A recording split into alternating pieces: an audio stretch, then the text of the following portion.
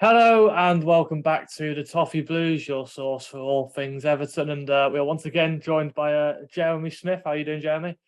Not too bad, thanks. And of course, we spoke last week about Amadou Onana, and he is of course now been confirmed by Everton earlier this week. And we are now here to talk about. Well, it kind of leads me to my first question, actually. How am I pronouncing this player's name? I'm gonna butcher him. I'm gonna go for Serhou Guirassy. Serhou Guirassy, yeah.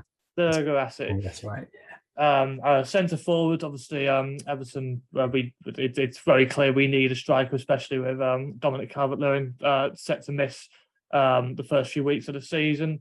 And the rumours have really started to ramp up now for Guirassy. So I have to admit I didn't know anything about him once the name started getting linked the last few weeks. So yeah, tell us about him. What can Evertonians expect if we get the deal over the line? So he's pretty much your sort of archetypal big number 9, and I know like Everton obviously have got a sort of great tradition in that position, sort of going back a long way, and then more recently, well, relatively recently, Bob Latchford and Joe Royle and Ferguson, whatever. But I'm not sure Guirassy, to be honest, is sort of quite up to the standards of those kinds of players. But that's the kind of player you're looking at, like a big, bulky number 9, centre forward, can sort of play off the flank if he has to, but he's definitely more sort of a central position, good in the air, strong, reasonable hold-up play, very good professional. Actually, on the clubs, I got the chance to speak to the club president, and at the time there were rumours about him coming to Brighton, actually, and he was talking about just what a really good guy he is, and really fights for whichever club he's playing for, that kind of thing. But on the other side, I would just say that he's sort of relatively limited football wise. I mean, you look at his career and he's sort of around 8, 9, 10 goals a season.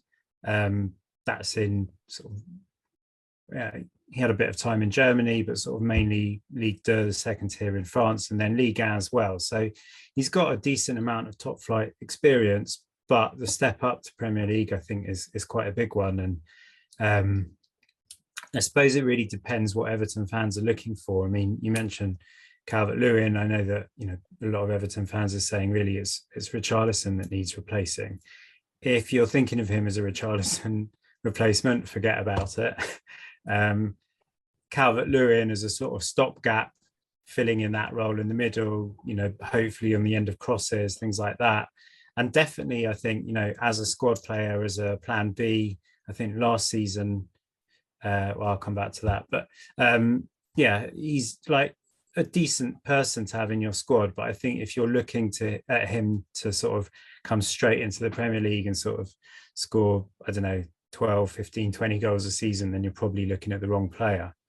And then what I was going to say about last season was that he was quite effective, but most of the time it was off the bench. He only sort of started 7 matches. And it was kind of, when I say plan B, I guess, Rennes last year played some really good attacking football with sort of very quick, skillful, intelligent, mobile players along the front line. They had a guy called Laborde who played centre forward, but even he was like a little bit more mobile than Guirassy. So it kind of probably tells you Guirassy's limits, that even within France, for a team, okay, they're challenging for Europe, but for not a really top team in France, he sort of struggled to get in the first team last year. Yeah, like looking at his stats, he never really struck me as someone like, a prolific goal scorer, like you say, the type of person who would get you 15, 20 goals a season. So I kind of wondered if it was more to his game. He had that, and he's effective in other ways. I don't know, like laying off for like wingers or like runners off him. Being a big target man. Is that something that he's found success with at Rennes at all? Yeah, I mean, if you look at his pure assists, they're not brilliant, but he is that type of player that can provide an outlet. As I said, yes, strong, tall. He is good in the air, so definitely, with I don't know, 1 or 2 other sort of maybe more speedy, skillful strikers playing around him, he can still have that role. I mean, ridiculous example, but you look at Giroud in the last World Cup, no goals, but was absolutely crucial in the way he played to the way that France played.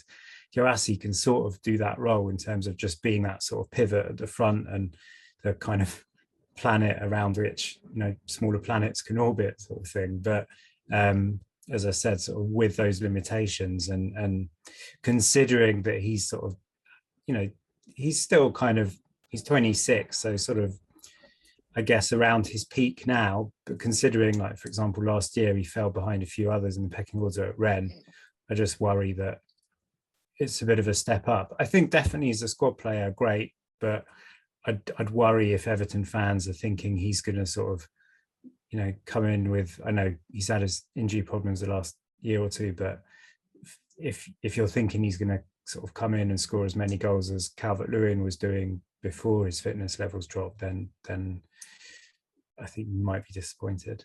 Would you what sort of role would you suggest he's most effective at? Is he really like that pure target man that you literally just lump the ball up to, or is there more to his game? Does he come deep to collect the ball and stuff like that? And is he any, like, what is his like ability of like laying off passes like, or anything like that? That's the thing. I mean, he can go deep, he can lay off passes, but he's not the type that's going to sort of drop deep, turn and beat 3 or 4 men or anything like that. I mean, he's got a strong, decent long shot on him as well. Good composure. He scored some important goals for Rennes. Champions League. I think he scored a big one against Chelsea. He scored a crucial goal pretty much in the last minute of last year to secure Europe for Rennes. So he's got a decent sort of temperament, and big matches don't faze him. And yeah, I mean, he's mobile to that extent, sort of dropping deep, taking the ball, holding it up while others join him. But yeah, very much sort of down the middle, and as I said, sort of real stereotype, big bruising centre forward, really. Yeah, it's kind of confirmed what I suspected about him. Like, I think the idea of Everton bringing him in is that kind of stopgap when Calvert-Lewin's not available, which the kind of role that Rondon is kind of filling now. Would you say he is an upgrade on Rondon as a backup, as someone who can come in when Calvert-Lewin's not fit? I suppose it depends which Rondon you mean. I mean, the one of sort of 4 or 5 years ago at West Brom looked decent enough, but the one of Newcastle and Everton last year looked sort of, to me, I mean, the little I saw of him looked sort of very disinterested and a bit of a busted flush. So I think you're going to get sort of better attitude from him, and yeah, I think probably the two of them at their very best, I'd say Rondon's better, but I'd kind of have more faith in Guirassy sort of giving you everything he can give you week in, week out than Rondon.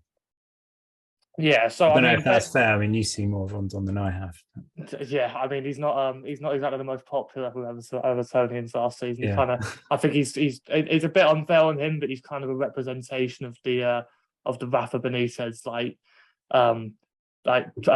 section of last season, which obviously was not a great time for us. I mean, it's kind of hard to work out what sort of deal we're going for again. Like, as has been the story most of this transfer window, I think Everton are more keen on a loan, whereas Rennes wants to get rid of him permanently if he is going to go. So I mean, I've seen fees suggested around like the 15 million euro mark. Would you say that would be a good deal for Everton? What would you reckon? It's really hard to say. I mean, French clubs finally have got wise to the fact that Premier League pay ridiculous amounts of money. And, I think in the past, probably players left France for a bit of a bargain price, and now they're probably actually overinflated, if anything. And I mean, you could argue, for example, if Onana is worth 40 million with 12 starts in his career, then maybe 15 million euros for someone who in theory is good for sort of 8 to 10 goals a season is definitely a good price. It's just, as usual, it's that sort of unknown about taking that step up and whether he can adapt. Yeah, I mean, 15 million euros nowadays kind of isn't that much. It's ridiculous to say, but maybe it is worth a punt. It's a little bit high to me, but you look at the amount that other players are going for, and possibly it sort of fits in with the prices we're seeing this summer. And is he someone, based on the system he played that Rennes were playing last season, is he someone that can do a job as a lone striker, or is he more accustomed to playing with another striker alongside him and working off them, or is he more of a lone striker type, which is probably most likely what Everton are going to go with this season? Yeah, I mean, I suppose it depends what you mean by lone striker. I mean, if you mean lone striker as in he's central, but like, I don't know, in a 4-3-3, for example, then I guess, you know, you've got attacking players sort of coming up to support you, and you can definitely fit into that. You know, I think he'd work probably best as a sort of, you know, in a sort of big man, small man combo. But I think he probably hasn't played that. Most of his career probably has been in a front three, actually. So he can play that role by himself, but it puts a lot of onus on him to sort of do everything. Where, you know, if you got someone sort of bringing out the best of his hold-up play, then you might get the best out of them. As if he's by himself and the onus is to sort of hold the ball up and, you know, be responsible for all the finishing, then it's a bit more difficult. I think, you know, I'd say, you know, if you want to play to his strengths, probably make sure you've got a couple of decent crossers as well, so he can sort of use his aerial strength.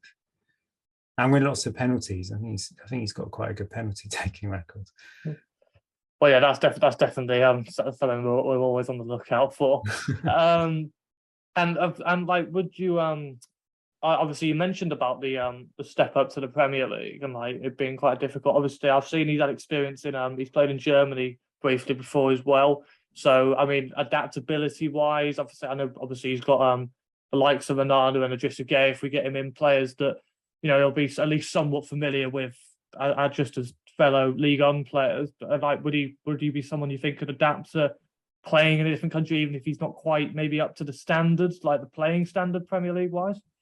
Yeah, I think so. I think he was he was very young when he went to Germany and not much older when he came back, but he's got that experience under his belt. I think, you know, Premier League, everything about it is so familiar now to French footballers and football fans, the whole sort of French football community.